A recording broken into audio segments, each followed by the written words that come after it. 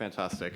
So I'm going to blow through about a 2-year journey in hopefully 2 minutes to allow time for other panelists and for questions. Obviously, we'll dig a little bit deeper into my story. But the long and short of it is, for the first 26 years of my life, I was determined to be a fully healthy individual with no known comorbidities or anything out of the ordinary. Ironically, Carl, I appreciate you mentioned July 13th as your transplant anniversary. For me, it was actually the opposite. For me, that was the day kind of my whole kidney journey began. So interesting coincidence there. And I remember that day because July 13th of 2012 happened to be my dad's birthday. And the plan was to leave work and go and celebrate that day. But instead, I left work because my boss told me, quote unquote, "You look terrible." And I actually felt pretty terrible. I had quite a few symptoms that I now know were related to kidney disease. But at the time, these were things like extreme nausea. I had terrible trolley horses or like really bad cramps in my leg at night. I was extremely fatigued. And I attributed all of these things to just starting a new job or exercising too strenuously, XYZ. I made an excuse for everything. I went to urgent care because at 26, I had just been bumped off my parents' insurance, and I started a new job, and I was like, who needs insurance? It'll be fine. In a few months, I'll be eligible for things, and everything will be great. There's no way I'll get sick. Plot twist. So ultimately, I went to the urgent care center again because no insurance, wanted to pay cash and get out of there.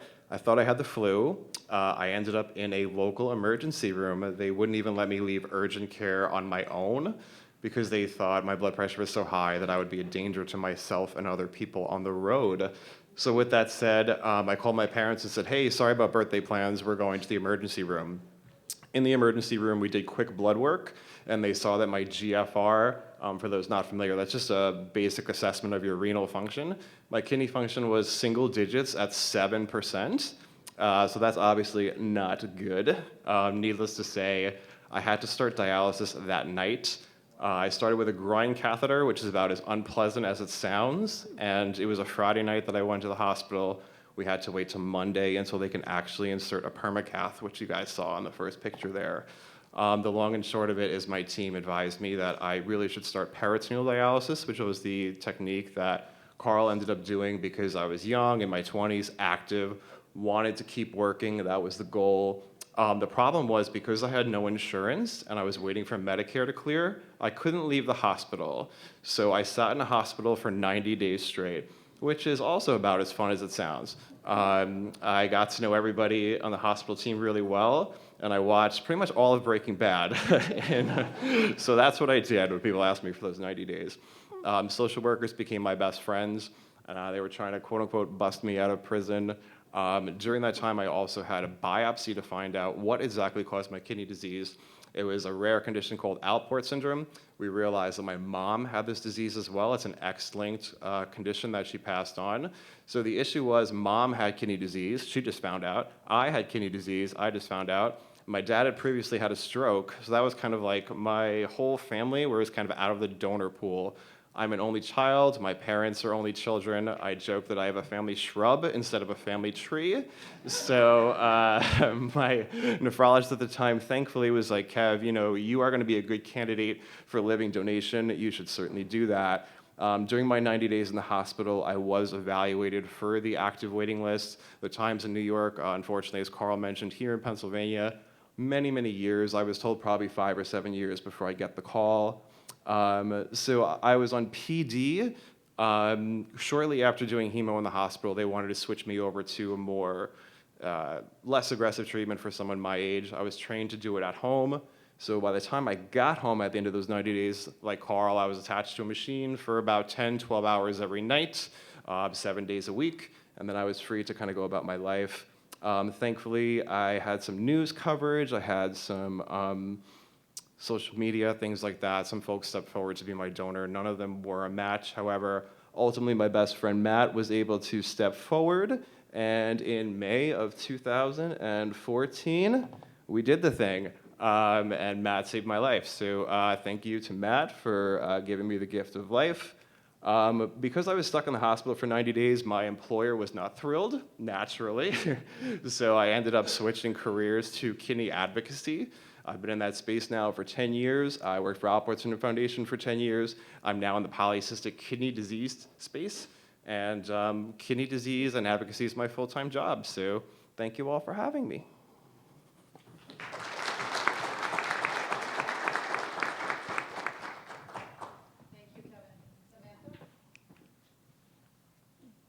So I'm Samantha, I'm the waitlist coordinator at Temple. I'm just gonna go through kind of like the back end of what goes on when you guys refer to transplant programs. So the first step is referral. You can be self-referred, so you can call Temple yourself and say, I want to have a kidney transplant. That's one way. Your nephrologist can refer you if you're not yet on dialysis. They think that you're going to need dialysis at some point. They'll refer you before you start, or your dialysis center can. Once you're in referral, a few things happen. People think that just because they called in, that means they're kind of on the list. But we have a big, long process, unfortunately. So first is that financial services needs to clear you. You had a great conversation about insurance. You do need insurance. Then you'll receive a call to schedule your first appointment with the transplant team. You'll have a nurse call you to do an initial assessment, make sure that everything looks okay. Once you meet the transplant nephrologist, they'll tell you whether or not you're a candidate just to move forward with the evaluation. Just not even that you're still not on the list, you're just moving forward with the evaluation. Then you go to a transplant class and have lab work done. It's not until you actually go to that class that you are officially in evaluation. So once you're in evaluation, it usually lasts between 1 and 4 months. So it's a long process, it's a lot of testing. You were fortunate to have it all done in the hospital. Most people are doing this outpatient. I'm sure you guys know about wait times for appointments and visits are very long. So you understand that it's a lot of testing, a lot of visits that we have to wait for. We have to remember everything hopefully will get done in a timely fashion. Try to get these cancer screenings done. Do them with your primary care instead of waiting till you're here with us. That makes it speed along. And a lot of the times patients get frustrated about the long process because you'll say to your nurse, I thought I was done, and we'll say, one more test, because we are doing that full body screen. Oops, thanks. We are doing that full body screen, so things pop up all the time and make it so we have to do more testing, unfortunately.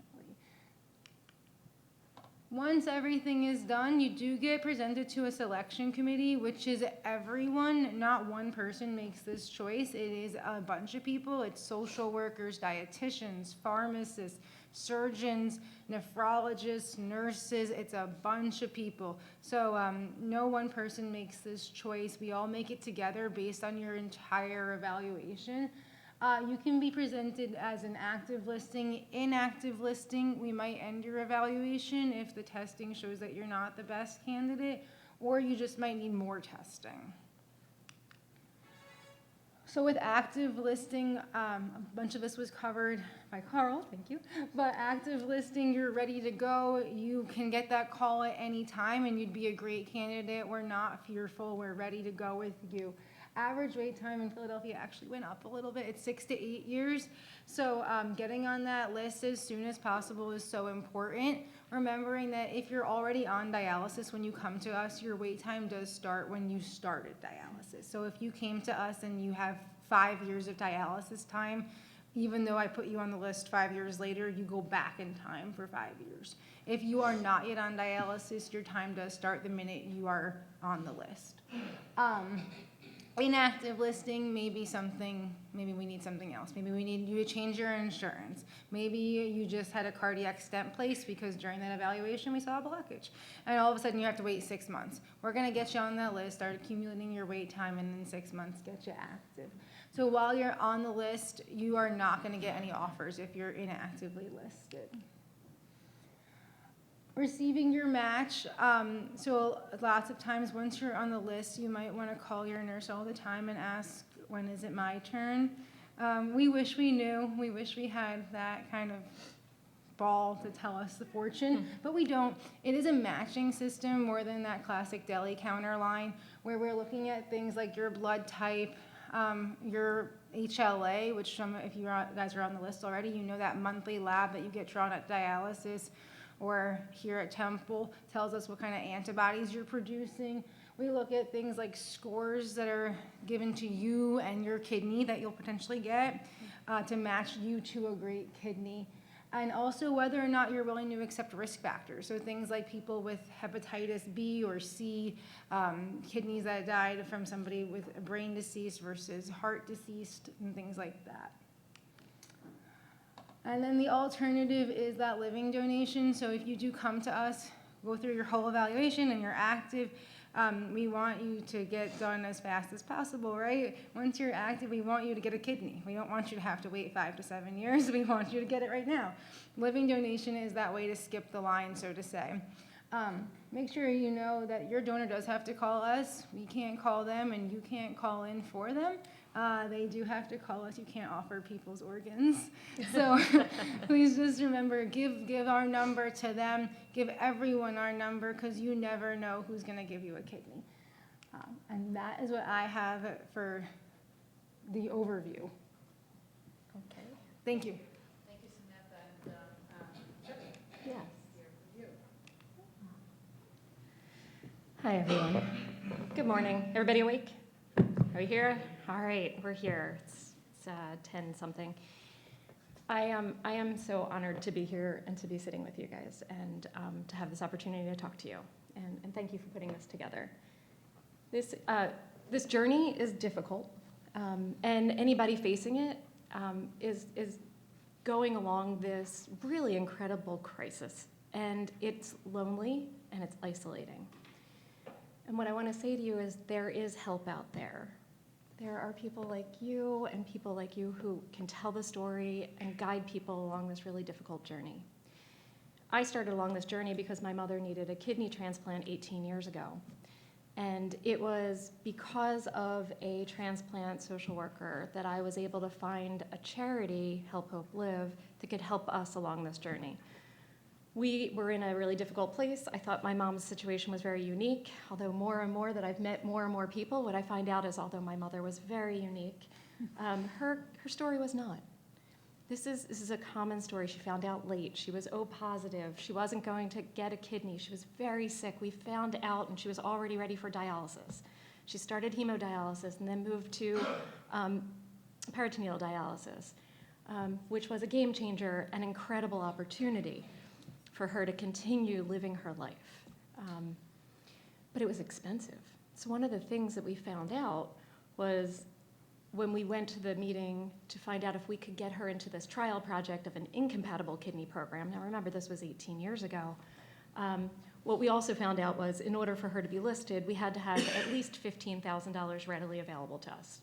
And that was shocking, right? There's a price tag on my mom's life? Are you kidding? She has great insurance. I know you didn't, but she had great insurance.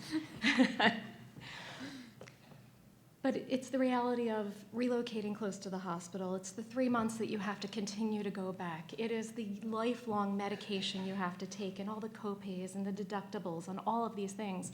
And the constant going back to the hospital for biopsies and tests and all the potential rejections. And that's a big word, right? You think rejection, oh my gosh, that's it, it's over. It's not, it's another term for it, but I didn't know that. The reason I was able to understand these things is because I found a charity called Help Hope Live. And they were the game changer. I didn't have $15,000, what do I do? A social worker said to us, try this charity. They might be able to help. And I called them, and before I even got off the first call, they accepted my mom into the program, which meant we had the financial backing to move forward. We were able to be listed. My mom was able to get her kidney. And this charity walked me through a really challenging time. They understood what I was going through. They had answers, not about all the medical procedures, but about these terms that were new to me. And I was hearing them all the time, and I didn't know anybody who had had a transplant or anybody that had gone through this. And it was all very shocking. So Help Hope Live kind of helped to guide me through this, but more important, they helped me to fundraise. And it is not easy to ask for help. Oh, I assure you, my ego did not want to ask for help. Nobody did, and my mom did not want to ask for help. But you know what? We needed it. and it was critical. So there's this charity out here, and I, right now, at that time, was not doing this. My mom has been gone for 13 years. It was a very difficult journey, but we had 6 good years, 6 years together, 6 years with my daughter, 6 holidays, 6 Christmases, 6 of all the awesome moments. And she had a living donor. It was my aunt, whose, by the way, birthday was July 13th. Again, these numbers are very bizarre to me. But Help Hope Live guided us through a process of raising funds early, fast, and easy. They made it easy to ask, because what I was able to do was ask for help for my mother through, would you help my team? Can you help my campaign? I'm raising money for Help Hope Live, and they're gonna help me to pay all my out-of-pocket expenses. So it couches the ask in a very different way. It gave us that dignity, but it also gave us the help that we needed. This is a charity that has been around for 43 years. It was founded by a heart transplant surgeon from Temple Hospital, who put this together because he had 3 patients who couldn't afford a heart transplant because they were experimental at the time and not covered. So he did this and figured out how to bring communities of support together, because that's what we do best, right? That is the best of society. We want to help each other. As a matter of fact, when we're not in a good place, what makes us feel best is helping somebody else. So when you're going through this journey, no matter where you are in this journey, whether you have just been diagnosed or if you are well past transplant, there are still expenses involved. Help Hope Live helps from the moment of diagnosis to the day you no longer need us. And we're here to guide you through that process of raising funds, because our core value is very simple. No one should ever have to pay out of pocket for a medical or medical-related expense. And so what we're gonna do is we're gonna continue as 43 years of engaging communities of support so that you have the help that you need. And you, as somebody else on the other end of the phone that understands some of these terms and can listen and can work with you to decide and define, how do we engage your community of support in a safe and respectable way? And all the funds that are raised are charitable, so your donors get a tax deduction. But I assure you, it is not as hard as it seems, and I promise you people want to help.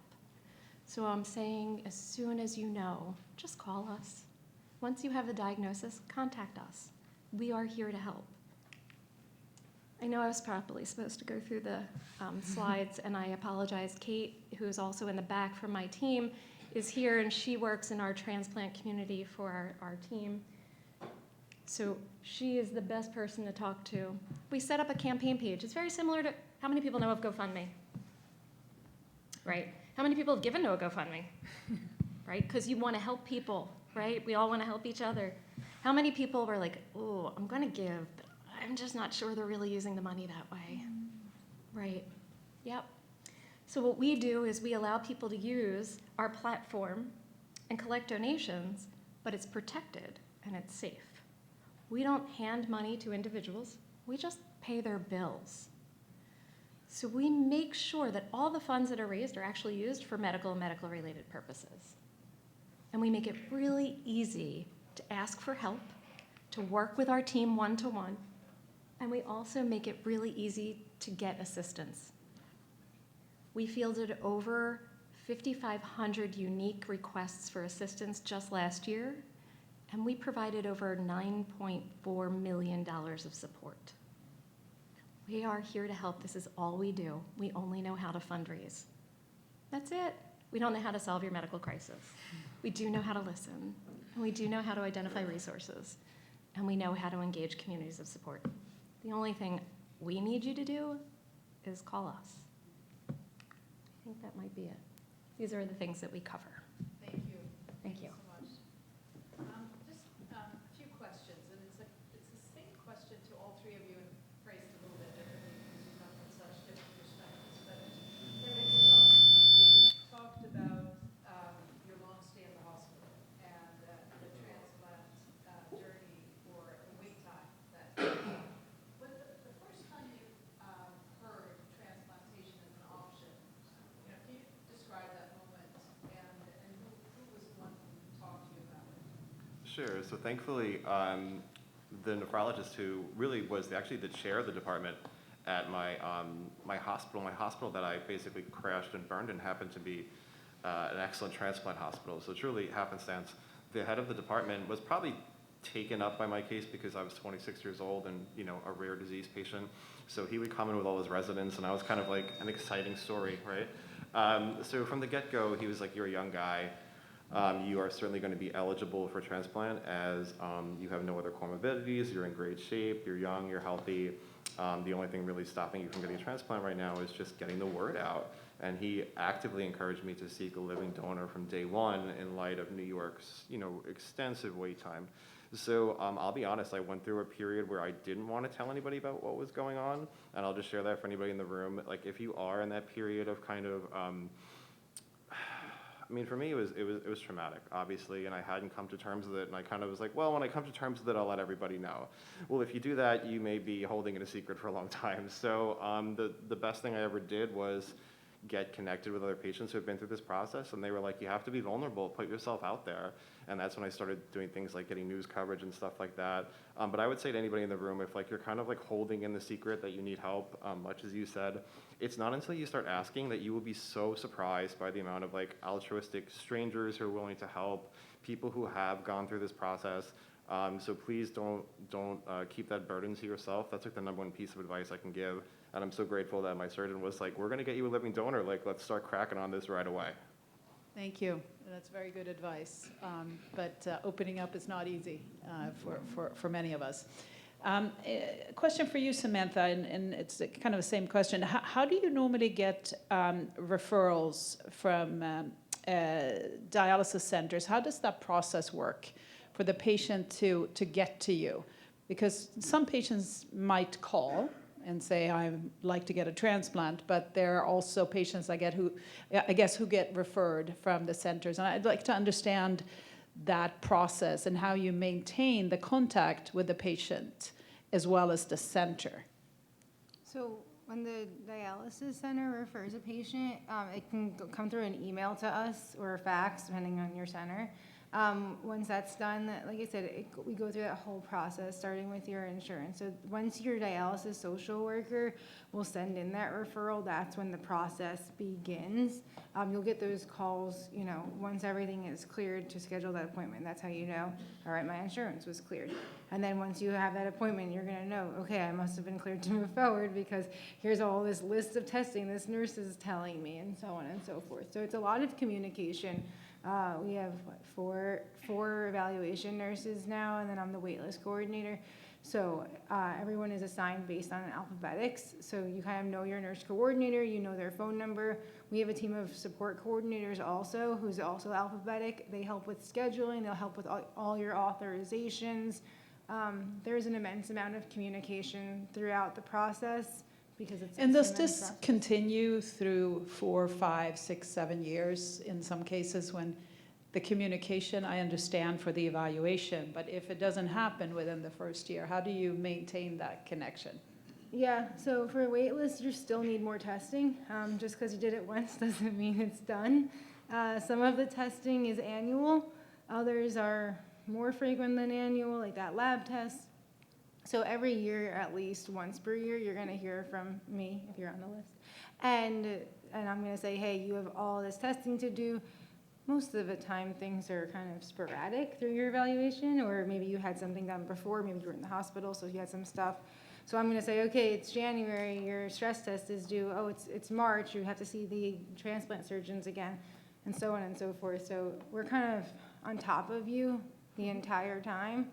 The communication doesn't just stop because you're on the wait list. You're just going to keep hearing from us. That's great to hear. Great to hear. And motivational too, right? To keep waiting and staying on top of it. So before we get some other questions, just we heard such great things, right? For the support and the fundraising. How do you find? And sorry, this question for Kelly. How do you find your organization? How do you find it? That's a great question. So We built relationships across the country with every transplant hospital. We also serve people with spinal cord injuries, traumatic brain injuries, cancer, ALS, and a variety of catastrophic conditions.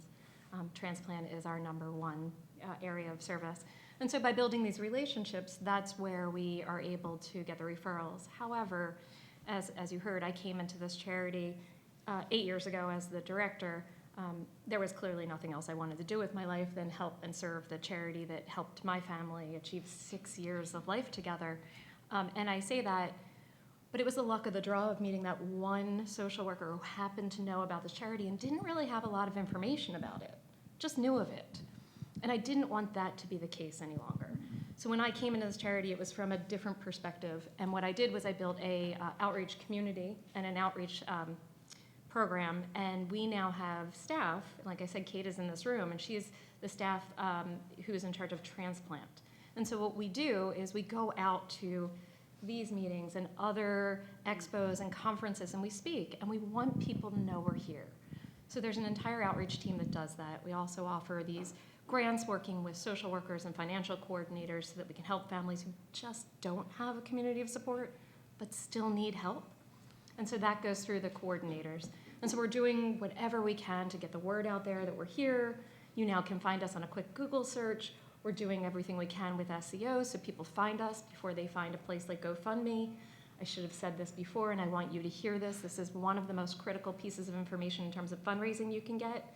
If you turn to a GoFundMe, the funds are your assets. It drops into a bank account, and when that happens, it's reportable, potentially taxable income.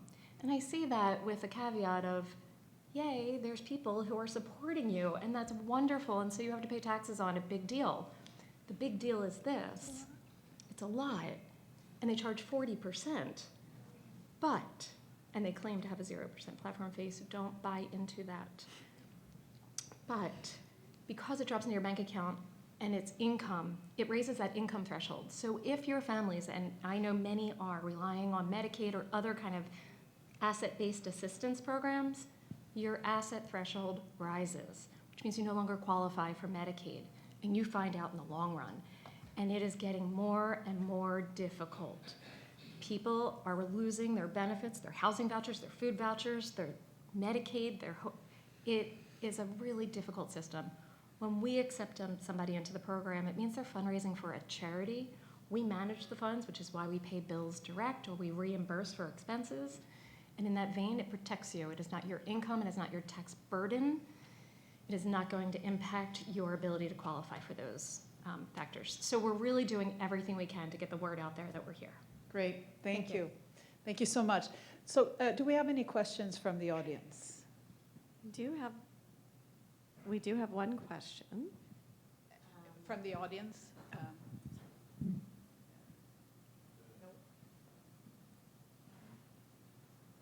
Okay, well, let's go to our virtual audience.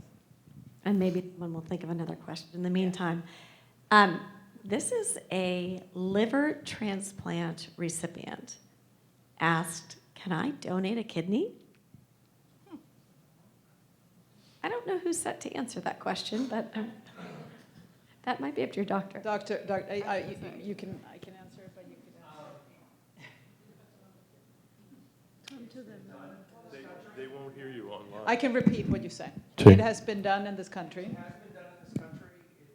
It's atypical because of the immunosuppression affecting the kidneys, and the goal with any of this is do no harm.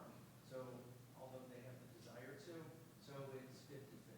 Living donors can donate a kidney and part of the liver. That's more common.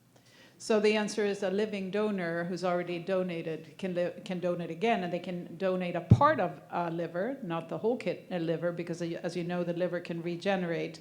It's very, very rare and probably not always recommended for a kidney recipient to donate a liver because of the immune suppression. I've actually never heard of it, but Dr. Shivan, you're saying it has been done. So that's the answer to the question. Anyone else? Yep.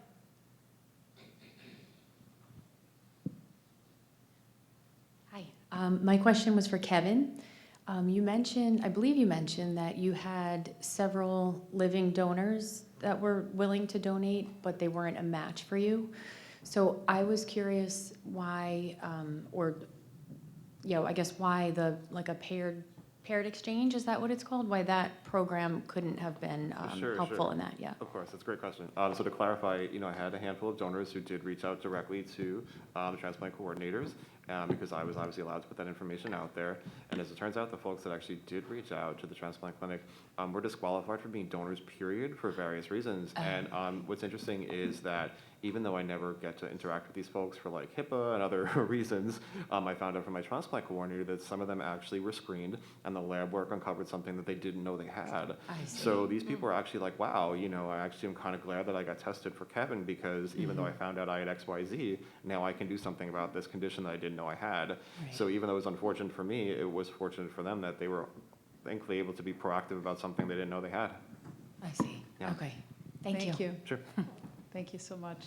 And it's many living donors say that because they've gone through the process and they have been accepted, they continue to live a very healthy life beyond that, right? That is motivational.